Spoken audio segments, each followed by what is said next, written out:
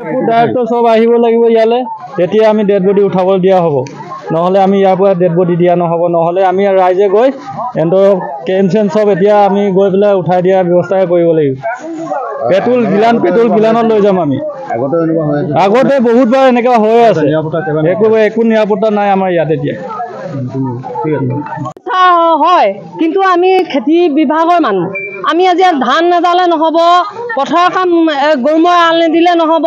আমিতো সেইবোৰ কাম কৰিবই লাগিব, ডাইৰেক্ট কৰিব লাগিব, নকৰাকৈতো থাকিব নোৱাৰোঁ। আমাৰ এতিয়া এই পথাৰত এই 10টা 9টা বজাত আমি ধান কাটিবলৈ আহিছোঁ, লোকৰ পথাৰত, নিজৰ নাই বুলি লোকৰ পথাৰত ধান কাটিবলৈ আহিছোঁ। কাটিবলৈ আহোঁতেও যদি তেতিয়া যদি মানুহ মাৰিব, তেতিয়া ৰখীয়াবোৰ কিহৰ কাৰণত আছে বাৰু? ৰখীয়াবোৰ নাথাকিলেই হ'ল। জংঘলৰ বস্তু যদি আমি অকণমান চৰাইটিও মাৰি দিওঁ, তেতিয়াও আমাক চৰকাৰে ৰেপৰ্ট এটা দিয়ে।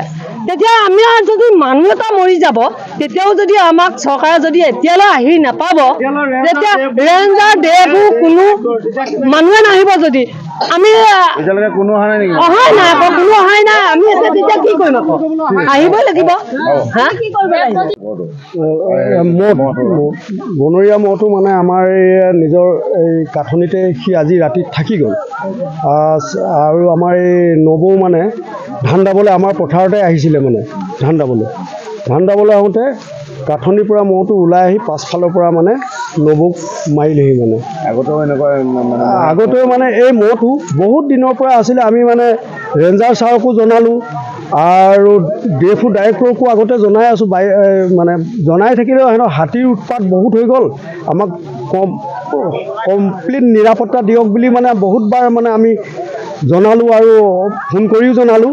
বাইদেউহঁতে দিছোঁ বুলি কয়, ডাইৰেক্টৰ বাইদেউ আৰু ৰেঞ্জাৰ ছাৰো, কিন্তু আজিলৈকে সুৰক্ষিত নহ'ল। আৰু মানে বাঘেও গৰু মাৰি ইয়াত বহুত খাই গৈছে।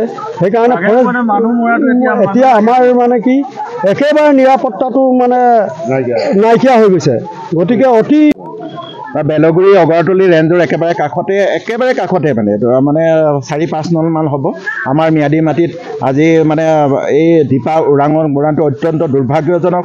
সৌ সিদিনাখন বগাই ওৰাঙক মাৰ নেযাওঁতেই আজি দীপা ওৰাঙত মৰাটো ফৰেষ্ট ডিপাৰ্টমেণ্টৰ দৃষ্টিত। আৰু এনেকুৱা এটা ৰেঞ্জাৰ যিটো আছে, সি মানুহৰ প্ৰতি দয়া মমতা নাই। ই গৈছিলে বুলি ভাবিলোঁ আমি, ইয়াক ট্ৰেন্সফাৰ দিছে বুলি বিদ্যুৎ বিকাশ বৰা ই আকৌ আহিলে, এই মানুহটো মৰা দেখি পেলাই সি পলাই দিছে। এনেকুৱা ফৰেষ্ট ডিপাৰ্টমেণ্টৰ লগত আমাৰ সহযোগিতা নাই। বনৰীয়া মহে মাৰিছে আৰু আমাৰ বনৰীয়া মহটো ক'ৰ পৰা আহিছিলে নাজানো। আমাৰ ম্যাদী মাটিত ধান দাবলৈ আহিছিলে আৰু কোনো সুৰক্ষিত নহয়। আৰু এনেকৈ 4 লাখ টকা দি দায় সাৰিলে নহ'ব। সকলো আহিব লাগিব, মিনিষ্টাৰ আহিব লাগিব, ডাইৰেক্টৰ আহিব লাগিব, DFO আহিব লাগিব। আমাৰ ডেড বডি নিয়াৰ আগতে ফেঞ্চিং দিব নে নিদিব ইয়াত স্পষ্ট কৰিব লাগিব। নহ'লে 4 লাখ টকা আমি ৰাইজে দিম, তেখেতসকলে জীৱনটো আমাক দীপা মুণ্ডাৰ জীৱনটো ঘূৰাই দিব লাগিব। অন্যথা কিন্তু বৃহৎ প্ৰত্যাহ্বান হ'ব লাগিব ফৰেষ্ট ডিপাৰ্টমেণ্টে। আমাৰ